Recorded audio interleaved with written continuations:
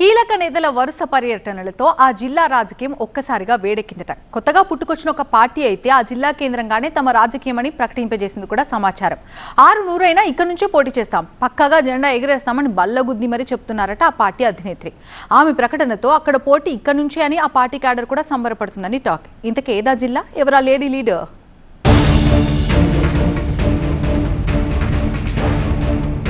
తెలంగాణ రక్షణ సేన కొత్తగా పురుడు పోసుకున్న పార్టీ. జెండా అజెండా అంతా తెలంగాణ రక్షణే అన్నది ట్యాగ్ లైన్. ఆ పార్టీ చీఫ్ కవిత కూడా ఇదే మాట చెబుతుంటారు.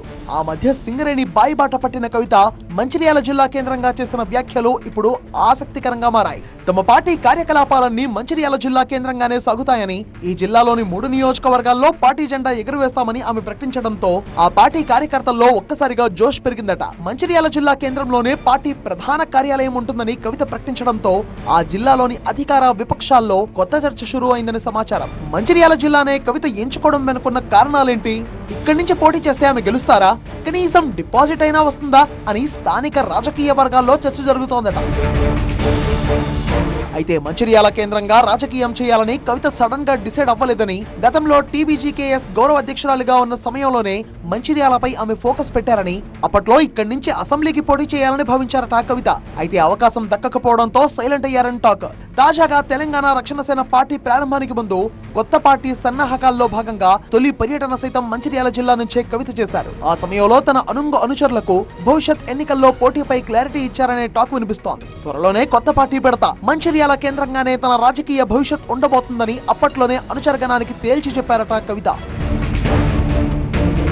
అయితే మంచిర్యాలను కవిత ఎంచుకోవడం వెనుక బలమైన కారణాలున్నాయనే చర్చ జరుగుతోంది. ఇక్కడి సింగరేణి కార్మికులను బుట్టలో వేసుకుంటే విజయం నల్లేరు మీద నడికే అని అక్కపాటి అనుచరగణం భావిస్తోందట. కానీ మంచిర్యాల జిల్లా ప్రజల మనసు గెలుచుకోవడం అంటే అంత ఆషామాషీ కాదన్నది పొలిటికల్ సర్కిల్స్ లో వినిపిస్తున్నమాట. అందులోనూ ఇక్కడ అత్యంత బలంగా ఉన్న అధికార కాంగ్రెస్ ఓటు బ్యాంకును ఎమ్మెల్యే ప్రేమ్ సాగర్ రావు చరిష్మాను ఢీకొట్టడం సాధ్యమయ్యే పని కాదని విశ్లేషకులు భావిస్తున్నారు. మరోవైపు మంచిర్యాలలో బీజేపీ ఓటు బ్యాంక్ కూడా చాప కింద నీరులా విస్తరిస్తోందని సమాచారం. ఈ నేపథ్యంలో మంచిర్యాల నుంచి కవిత పోటీ చేస్తే అది బీఆర్ఎస్ కోటకు బీటలు తెచ్చేందుకు మాత్రమే ఉపయోగపడుతుందని రాజకీయ విశ్లేషకుల్లో చర్చ జరుగుతోందట. అయితే కవిత మాత్రం మంచిర్యాల కేంద్రంగా తెలంగాణ రక్షణ సేనను బలోపేతం చేస్తామని, మంచిర్యాల జిల్లాలోని 3 సీట్లు కైవసం చేసుకుంటామని ధీమా వ్యక్తం చేస్తున్నారు. కానీ కవిత పార్టీలో చేరుతున్న వాళ్లంతా మార్కెట్లో పార్టీలన్నీ మారుచిన గొడదూకుడు బ్యాచే అని ఓటర్లు భావిస్తున్నారట. దీంతో కవిత పార్టీ మీద వాళ్లకు పెద్దగా ఆశలు చిగురించట్లేదని టాక్. ఇక ఇటు మంచిర్యాలలోని 3 అసెంబ్లీ సీట్లు, పెద్దపల్లి పార్లమెంట్ పరిధిలోని 7 నియోజకవర్గాల్లో 7 కాంగ్రెస్ ఖాతాలోనే ఉండడంతో ఇక్కడి కాంగ్రెస్ ఓటు బ్యాంకును కదిలించడం సాధ్యం కాదని రాజకీయ విశ్లేషకులు చెబుతున్నారు. మరోవైపు టీబీజీకేఎస్ గౌరవ అధ్యక్షురాలిగా కవిత ఉన్న సమయంలో తాము నానా ఇబ్బందులు పడ్డామని, ఆ బాధలను అంత ఈజీగా మర్చిపోలేమని సింగరేణి కార్మిక లోకం చెబుతున్నట్టుగా సమాచారం. ఇల్లు అలకగానే పండగ కాదని, పార్టీ పెట్టగానే గెలిచినట్టు కాదని అధికార కాంగ్రెస్, విపక్ష బీఆర్ఎస్ తెలంగాణ రక్షణ సేనపై సెటైర్లు వేస్తున్నాయట.